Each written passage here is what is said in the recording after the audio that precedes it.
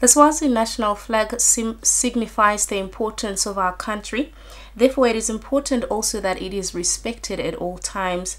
Now, this was said by Nkomeni Douglas Ntiwane during an interview with Swazi TV. Here's a report.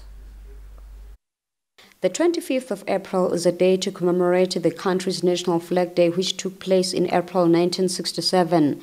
This is a momentous day to the Swazi nation before gaining independence in 1968. We spoke to Nkomeni Douglas Ntiwane, who says that a national flag signifies the importance of a country. Therefore, it is important to respect it at all times.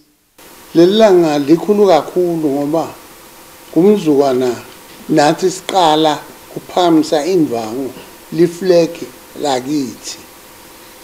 Besolo siphamisa lifleki lemangisi. Singathi ukuthi lisho ukuthini. Kepha sonke isikhathi sikhule nje sayisefika kuleli langa lamhla solokuphakanyiswa lifleki lemangisi. Na ungasungibuthe ukuthi lisho ukuthini lifleki lemangisi. Ngavela ukuthi ubusangathi lisho ukuthini.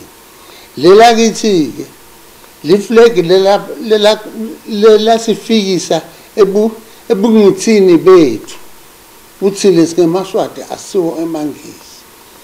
Lembala lapho kuleli fleki lolo bovu usho ingati yayitolo timbi tayitolo lebediliwa sibanga timbi talakithi njengetimbi temshata timbi telulo sibale netimbi temhlaba totimbili lebovu ngomasotsha kithi bekakhona kutonke leto timbi bese kuthi libala lelingangani lisho kuthula eveni bese kuthi lelibala lelimthubi lisho umcebo njengegolide nayo tonke letinto letikhona edayimane lesinako la eveni lakithi bese kuthi ke ngiliphi lelishile lelimhlophe sihlangene thina kunebantu lakithi kangwane kunebantu labamhlophe kunebantu labamnyama sihlalisene nabo. Ntiwane further revealed that anyone found disrespecting the national flag is committing crime. We then spoke to the members of the public to find out what this day means to them, and they had this to say.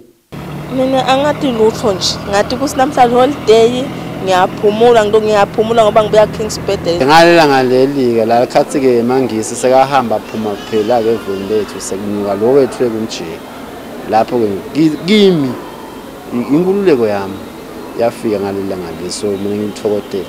Ngicela kakhulu because ukuthi umuntu ongafuni ukukhululeka eveni lakhe ahlale ngokuhlweteka kungawo sinekuthula lokukhula kangwane. Lisho empilweni tethu singemaswati ukuthi sikhululekile siphila kahle la eveni lethu lemaswati. Another thing that signifies a country's independence is a national flag and the language. Reporting for Swazi TV News, I'm Dlamini with Smuva Shongwe in Babane.